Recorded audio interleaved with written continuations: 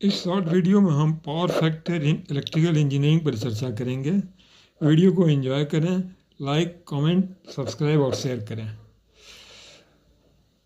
Power factor को कई तरह से डिफाइन किया जाता है, कॉस फाई के टर्म में या एक्टिव रिएक्टिव पावर के टर्म में। इस वीडियो में हम पावर फैक्टर को एवरेज पावर के टर्म में डिफाइन करेंगे। बेसिक सर्किट एलिमेंट जो हैं वो हैं रेसिस्टर, कैपेसिटर और इंडक्टर। ये पैसिव सर्किट एलिमेंट्स हैं।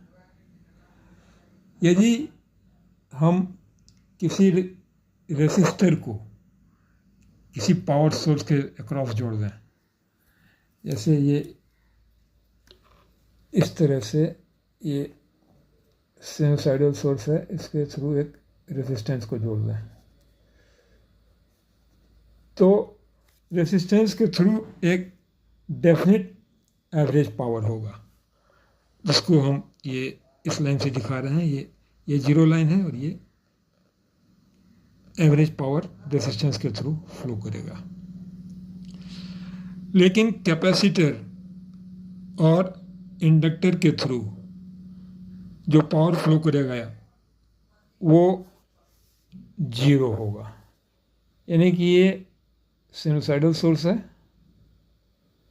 या कोई भी ऐसी सोर्स है, इसे हम यदि एक इंडक्टर के थ्रू पावर फ्लो करवाएं तो एवरेज पावर जो होगा अक्रॉस इंडक्टर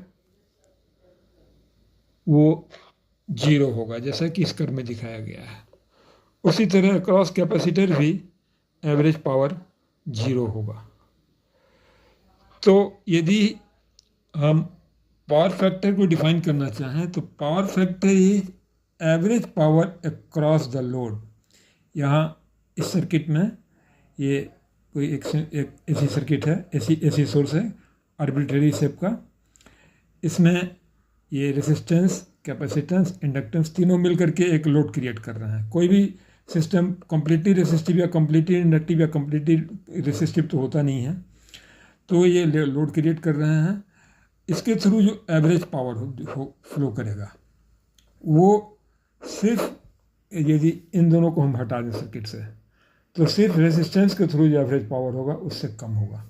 तो power factor is average power across load divided by average power across resistance, और P average load divided by P average resistance. That's all in this video. Thank you. Stay safe. Happy learning. Please like, comment, subscribe and share this video among your friends. Thank you. Thank you very much.